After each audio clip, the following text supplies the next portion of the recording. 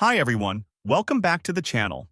In today's video, I'll show you how to enable the Shake phone to report a problem feature on Instagram.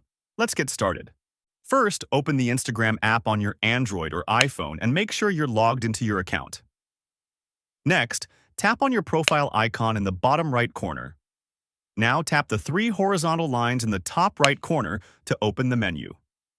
Scroll down to the More Info and Support section and tap on Help. Under the Help section, select Report a Problem. Here, look for the option Shake phone to report a problem and turn the toggle on to enable this feature. Once it's enabled, whenever you face an issue in Instagram, simply shake your phone. A report screen will appear automatically where you can describe the problem or send feedback. After typing your message, tap Send to submit your report. Instagram may follow up with you through your registered email if they need more details. And that's it. If you found this video helpful, don't forget to like, subscribe, and hit the bell icon for more helpful tutorials.